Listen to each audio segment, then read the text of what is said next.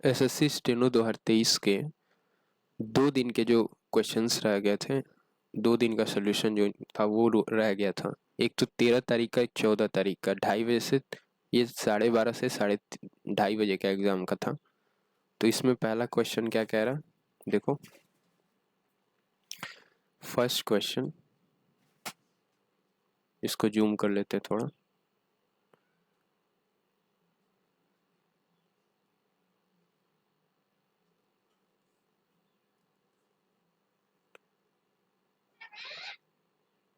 ये हो गया। फर्स्ट क्वेश्चन कह रहा है मार्च 2023 तक, मैंने टिक किया हुआ है इंपॉर्टेंट क्वेश्चंस को। मार्च 2023 तक प्राप्त जानकारी के अनुसार केंद्रीय युवा कार्यक्रम और खेल मंत्री कौन है?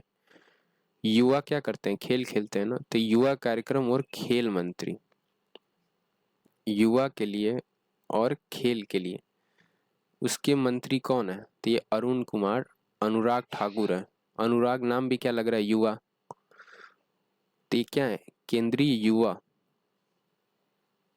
कार्यक्रम प्लस खेल, इन दोनों के क्या है, मंत्री हैं 2023 के। नेक्स्ट क्या कह रहा है, Abba God's gets gift to us. Abba God's God's get greatest gift to us. God's greatest apostrophe ऐसे है, God's greatest gift to us. God's greatest gift to what? Us. God greatest gift to us, ये क्या है? अमजद अली खान। अमजद अली खान की book का नाम क्या है? गॉड्स। अब्बा, ये क्या वादक? सरोद वादक है, sarod. God's greatest gift to us. Bharat की भौतिक विशेषताओं के संदर्भ में कयाल अपवाही जल है। अप्रवाही, कयाल का नाम क्या है? कयाल यानी अप्रवाही। जैसे ख्याल शैली है, पंडित भीमसेन जोशी ख्याल शैली में ही गाते हैं, ये अप्रवाही जल है। कयाल क्या है? अप्रवाही जल। हड़प्पा नगरों के निम्नलिखित समूह में से किस समूह में अग्निवेदियां, अग्निवेदियां यानी यज्ञ वगैरह का कार्य कहाँ होता था? अग्निवेदियों के माध्यम से होता है ना, पाई गई हैं। तो एक कालीबंगा और लोथल। लोथल क्या था? डॉकयार्ड था ना। और कालीबंगा, तो कालीबंगा और लोथल में क्या मिला है? यज्ञ वेदियां मिली हैं।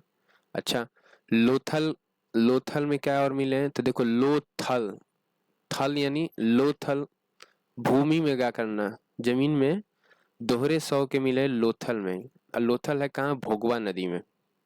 ठीक है, लोथल कहाँ है? भोगवा नदी। रंगनाथ राव इनके क्या थे? रंगनाथ राव लोथल के खोजकर्ता थे, रंगनाथ राव। और कालीबंगा ये है किस नदी पे? भोगवा नदी पे, भोगवा नदी के तट पे। तो लोथल में क्या क्या मिला है? दोहरे तिहरे सौ के साक्ष्य जोड़े में। फिर डॉकयार्ड था, चावल और बाजरा का साक्ष्य मिला है। तो चावल और बाजरा ये लोथल से ही मिला है, क्योंकि यहाँ थल है ना। कालीबंगा देखो, तो कालीबंगा जो एक घग्गर नदी के तट पे है, घग्गर नदी। और कालीबंगा खोजा किसे था? अमलानंद घोष। अमलानंद, अमलानंद घोष। कालीबंगा ये अमलानंद घोष ने खोजा था। लोथल रंगनाथ राव। तो ये यहाँ से क्या क्या मिला है? अग्निवेदियों के साक्ष्य मिले। यहाँ से अग्निवेदियों क्या मिले? साक्ष्य मिले, लोथल और कालीबंगा से। नेक्स्ट क्या कह रहा है, 1927 में डॉक्टर भीमराव अंबेडकर द्वारा निम्नलिखित में कौन सा सत्याग्रह शुरू किया गया था? महाड़ सत्याग्रह। डॉक्टर भीमराव अंबेडकर द्वारा 1927 में, बी आर अंबेडकर द्वारा महाड़ सत्याग्रह, महाड़ 1927 में महाड़ सत्याग्रह शुरू किया गया था। बहुत इंपॉर्टेंट है। कि महाड़ सत्याग्रह कब से शुरू किया गया था, तो 1927 से भीमराव अंबेडकर के द्वारा। इसमें क्या था, महाराष्ट्र के लिए था, तो महा है ना, तो यहाँ से क्या लगेगा, महाराष्ट्र, महा प्लस राष्ट्र, महाड़ है ना, तो महा से महा निकल गया और राष्ट्र, महाराष्ट्र में हुआ था 1927 में भीमराव अंबेडकर के द्वारा। ध्रुवों और भूमध्य रेखा के पास क्षोभ मंडल की ऊंचाई क्रमशः कितनी है। देखो ध्रुवों, चूंकि ध्रुव सबसे ऊंचा पुल होता है ना, अर्थ का सबसे ऊंचा पार्ट क्या होता है, ध्रुव है, सबसे ऊपर का पोर्शन, इसी को क्या कहते हैं, ध्रुव कहते हैं। तो ध्रुवों से क्षोभ मंडल, सपोज करो ये क्षोभ मंडल है, ये क्या है, क्षोभ मंडल है, तो ध्रुवों से क्षोभ मंडल की ऊंचाई क्या होगी, कमी तो होगी, कितने किलो होगी, 8 किलोमीटर। और भूमध्य रेखा जो भूमि को, पृथ्वी को आधे भाग में काट रही है, ये मान लो भूमध्य रेखा है, तो ये भूमध्य रेखा हो गई, मध्य से काट रही है ना, तो इससे ध्रुवों की दूरी कितनी हो गई, इससे पोल की दूरी कितनी होगी, 18 किलोमीटर। तो स्टैंडर्ड क्या है, क्षोभ मंडल 15, 50, 80, 640 और इनफाइनाइट, ऐसे करके 15, 50, 680 और इनफाइनाइट। 680 के बाद क्या आ जाएगा, इनफाइनाइट आ जाएगा। इसको थोड़ा सा और इधर लिखो, 15, 50, 80, 680 और इनफाइनाइट। तो 0 से 15 तक क्या है, क्षोभ मंडल है। 15 से 50 के बीच में क्या है, संताप मंडल है। 50 से 80 के बीच में क्या है, आयन मंडल है। और 80 से 100 के बीच में 640 के बीच में क्या है, आयन मंडल है ना। 50 से 80 के बीच मध्य मंडल हो गया। 0 से 50 क्षोभ मंडल। तो देखो क्षोभ मंडल की ऊंचाई 0 से 50 है, लेकिन हम लोग भूमध्य से ले रहे हैं ना, तो देखो 3 किलोमीटर बढ़ गया, यहाँ 18 दिया जा रहा है। और चूंकि ध्रुवों से बात करिए तो 8 हो गया, तो 18 8 का डिफरेंस है। तो 15, 50, 80 और यहाँ 640 और इनफाइनाइट, यही है क्षोभ मंडल, समताप मंडल, मध्य मंडल, आयन मंडल और वायुमंडल।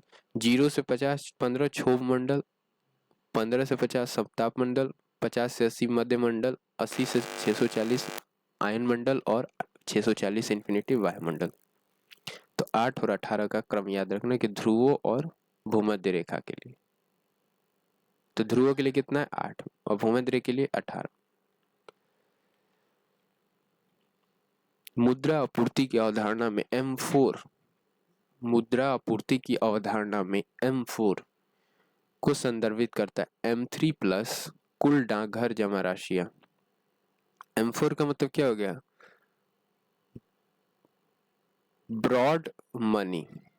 M4 को क्या बोलते हैं, broad, BORAD, board money, borrowed हो गया ना, BORAD, बोरोड मनी, ठीक है। इसमें क्या क्या आता है, RD आता है, FD आता है, पोस्ट बैंक, डाकखाने के लिए, पोस्ट बैंक यानी डाकखाना, तो वही बोला है ना, कुल डाकघर जमा राशियां। और प्लस M3 में क्या हो गया, RD FD बैंक का हो गया, MD RD हो गया, FD हो गया। M3 में क्या होता है, RD FD होता है, लेकिन ये बैंक के लिए होता है, किसी भी बैंक का। और इसमें क्या हो गया, डाकखाना स्पेशली है। M4 में क्या होना चाहिए, पोस्ट बैंक कंपलसरी है,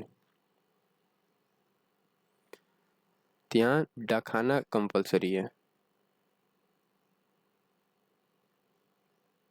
और यहाँ किसी भी बैंक का चलेगा, M3 में क्या चलेगा, किसी भी बैंक का, तो ये M3 है। चलो इतना बेसिक समझ लो। M1 क्या है, नैरो मनी, यही समझा देते हैं। M1 यानी narrow money, narrow money, M से मनी हो जाएगा, ठीक है। M का मतलब क्या रहेगा, मनी। अब कैसी मनी है, मनी का ही जिक्र किया जा रहा है M1, M2, M3 और M4 में। आप मनी का इन्वेस्टमेंट कैसे कर रहे हो, M2 में क्या है, नैरो मनी, अभी और मतलब समझाएंगे। M3 और M4।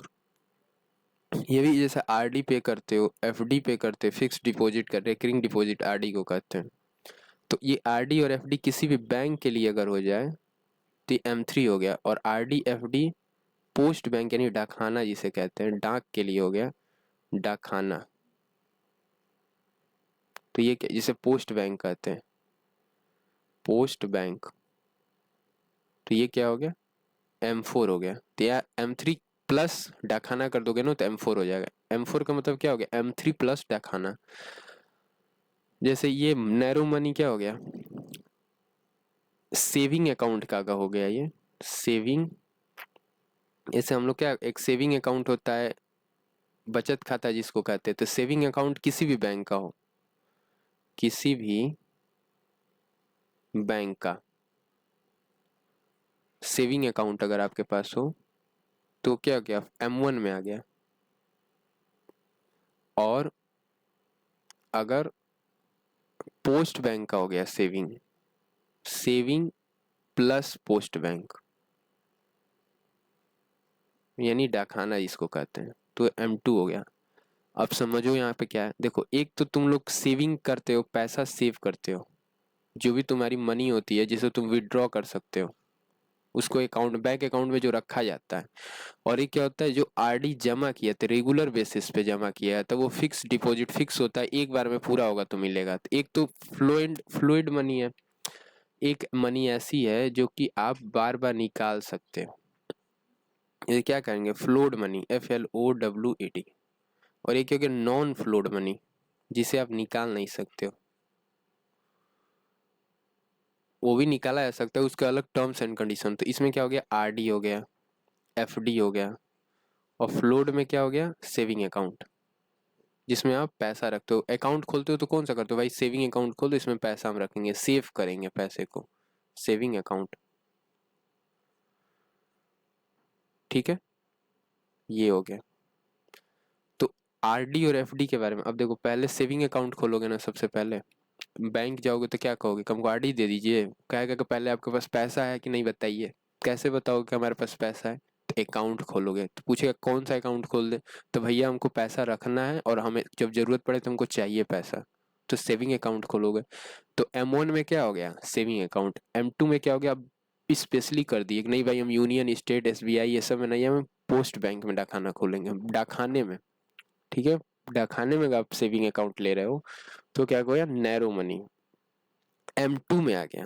देखो इस दोनों का मतलब नैरो मनी है, और ये आरडी एफडी वाला हो गया M3 और M4। ठीक है, तो M4 में क्या है, आरडी। अब देखो पैसा, अब क्या हो गया कि नहीं हमारे पास पैसा तो है, अब हम इसको क्या चाहते हैं, इसको चाहते हैं कि हम रेगुलर बेस पे कहीं जमा करें, ताकि हमको फाइनली एक समय बाद उसका इंटरेस्ट जोड़ के ज़्यादा से ज़्यादा पैसा मिले। डाकखाने को भी ज़रूरत होती है, एम्प्लॉयज़ को बहुत सारी चीज़ें हायर करनी है तो पैसे की ज़रूरत होती है, तो जनता से ही फंड लेगी ना, तो आरडी हो गया। ठीक है, तो किसी भी बैंक में हो गया M3 में। M4 में क्या हो गया, पर्टिकुलर डाकखाने में। तो 2 और 4 क्या हो गया, डाकखाने के लिए। M1 और M3 क्या हो गया, किसी भी बैंक के लिए। अब देखो इसका मतलब होता है बोरोड मनी, ऐसे उस दोनों का मतलब क्या था, नैरो मनी था ना, इसका मतलब क्या हो जाएगा, borrowed, BORAD, borrowed money, MONEY। अब अगला क्वेश्चन क्या कह रहा है, तो ये कह रहा है समान न्याय और मुफ्त कानूनी सहायता, ये आर्टिकल 39A में है, बहुत ही फेमस है। फ्री लीगल क्या हेल्प, फ्री लीगल हेल्प, अगर आप अफोर्ड नहीं कर सकते हो तो आपको सरकारी वकील लग दिया जाएगा, ये आर्टिकल 39A में है, फ्री लीगल हेल्प। ठीक है, आर्टिकल 39। और कब इंट्रोड्यूस किया गया था, एनी बेसेंट होम रूल, बीजी तिलक और एनी बेसेंट, इन दोनों लोगों का क्या है, होम रूल। बीजी तिलक, तिलक और एनी बेसेंट, इन दोनों लोगों ने क्या लिया था, होम रूल सोसाइटी की स्थापना की थी, बीजी तिलक और एनी बेसेंट ने। और ये कहाँ किया था, मद्रास में। किस ईयर में किया था, 1916 में। तो 1916 में बीजी तिलक और एनी बेसेंट ने क्या किया था, होम रूल सोसाइटी की स्थापना मद्रास में की थी। मद्रास, चेन्नई जिसका नाम है अभी, मद्रास वही।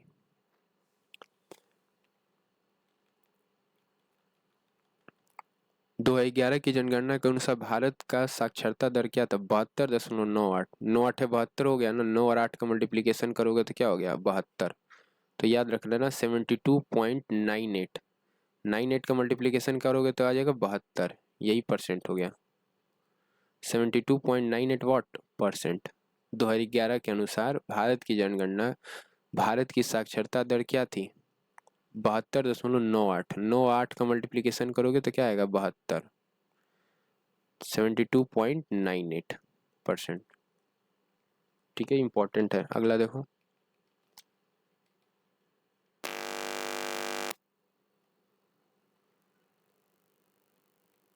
निम्नलिखित में कौन सा वेद कृष्ण और शुक्ल दो पाठ भेदों में उपलब्ध है, तो यजुर्वेद। इसके दो उपवेद है, एक कृष्ण है और एक क्या है, शुक्ल है। एक कृष्ण है और एक क्या है, शुक्ल, दो पाठों में, भेदों में विभक्त है यजुर्वेद। इसकी दो शाखाएं है ना, एक कृष्ण यजुर्वेद हो गया और एक क्या हो गया, यजुर्वेद। ठीक है, यजुर्वेद, एक कृष्ण यजुर्वेद हो गया और एक क्या हो गया, शुक्ल यजुर्वेद हो गया।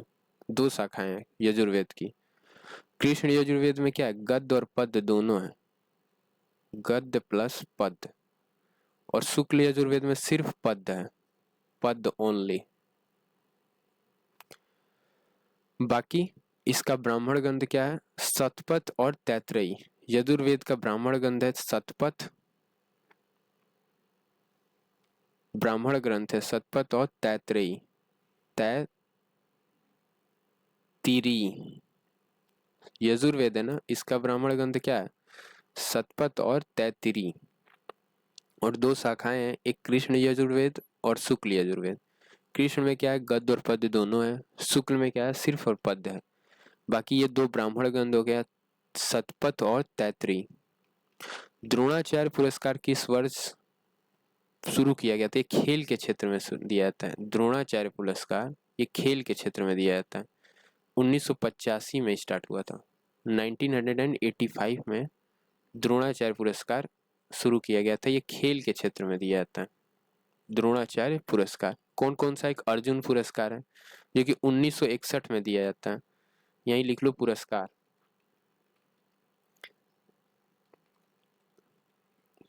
खेल के क्षेत्र के पुरस्कार, पहला अर्जुन पुरस्कार, अर्जुन पुरस्कार ये भी खेल के क्षेत्र में दिया जाता है। ठीक है, अर्जुन पुरस्कार 1961 का। दूसरा हो गया राजीव गांधी खेल रत्न अवार्ड, राजीव गांधी खेल रत्न अवार्ड।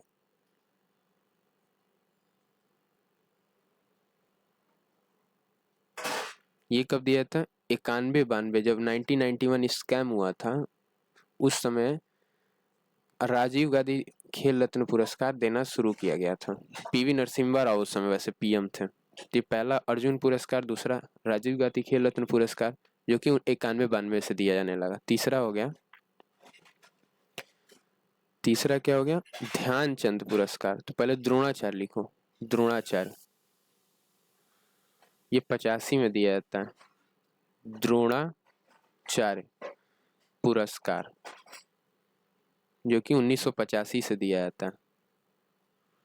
और चौथा हो गया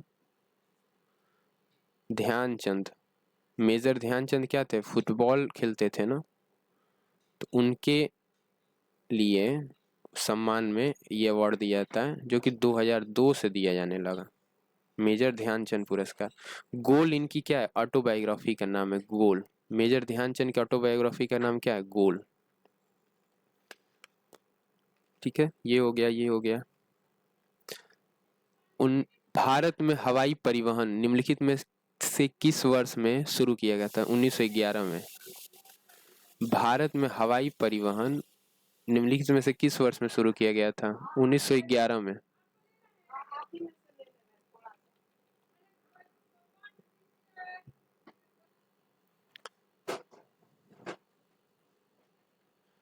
हर्षवर्धन निम्नलिखित में से किसने 641 निम्नलिखित, देखो हर्षवर्धन का जिक्र किया गया 641 में ईस्वी में 641 ईस्वी में चीनी दरबार में अपना दूत भेजा था। यह हर्षवर्धन था जो कि चीनी दरबार में चाइना के कोई राजा थे, उनके अपना दूत भेजे थे, वो 641 में भेजे थे। हर्षवर्धन ये क्या थे? अंतिम हिंदू राजा थे। हर्षवर्धन क्या थे? अंतिम हिंदू राजा। I know why the cage bird sings, Maya Angelou की बुक का नाम है। I know why the caged bird sings, कैसे पिंजड़े में कैद पक्षी गाता है मैं जानती हूँ। आई know why the caged bird sings, ये किसकी बुक है? मायो एंजिलो की। ये भी इंपॉर्टेंट है। अलाउद्दीन खिलजी निम्नलिखित में से किस सुल्तान ने सामंतों की शक्ति को कमजोर करने के लिए विनियमनों की एक श्रृंखला तैयार की थी? अलाउद्दीन, देखो ये बाजार प्रणाली वाली बात हो रही है, तो बाजार प्रणाली अलाउद्दीन खिलजी का ही फेमस है, बाजार प्रणाली।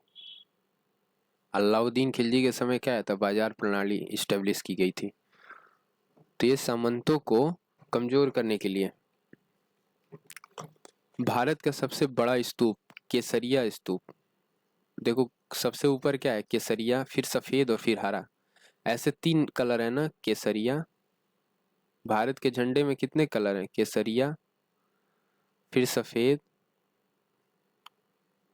और फिर क्या हो गया? हरा। तो वैसे ही सबसे बड़ा क्या है? केसरिया स्तूप। तो केसरिया स्तूप क्या है? भारत का सबसे बड़ा स्तूप है। भारत का सबसे बड़ा स्तूप क्या है? केसरिया। ये कहाँ पे? बिहार में। ये भी याद रखो, ये है कहाँ? बिहार में। बिहार प्रांत में है केसरिया स्तूप। तो देखो सब लोगों का जन्म तो बिहारी में हुआ था, जैन हो चाहे बुद्ध हो, तो वही स्तूप है। बुद्ध में निर्माण के लिए क्या है? स्तूप है। बौद्ध धर्म में निर्माण, अब देखो 13 तारीख है, ये 4:30 से 6 6:30 का शिफ्ट है। ये लास्ट शिफ्ट हो गया। 13 स्लाइड्स है टोटल। प्रायद्वीपीय भारत की सबसे बड़ी नदी गोदावरी है, इसे दक्षिण की गंगा कहते हैं। दक्षिण की गंगा। और कावेरी को कहते हैं दक्षिण भारत की गंगा। ठीक है, दक्षिण, तो यहाँ लिखो दक्षिण भारत की गंगा। कावेरी को क्या कहते हैं? द से दक्षिण, भ से भारत की गंगा, इसको क्या कहते हैं? दक्षिण की गंगा। दक्षिण की गंगा। दक्षिण की गंगा किसको कहते हैं? कावेरी को। और गोदावरी को। दक्षिण भारत की गंगा वो कावेरी हो गया। तो ये इंपॉर्टेंट है, याद रखना। मामलुक शैली की स्थापत्य कला किस वंश है? देखो गुलाम वंश को मामलुक डायनेस्टी कहते हैं, और इसका स्थापक कुतुबुद्दीन ऐबक था। कुतुबुद्दीन कब से कब तक है? ऐबक 1206 से कुतुबुद्दीन ऐबक। मामलुक डायनेस्टी का ये क्या है? 1296 से 1296 से 1206 से 1296, 90 साल तक का इसका शासन टेन्योर था। कुतुब मामलुक डायनेस्टी इसी का नाम है, मामलुक डायनेस्टी।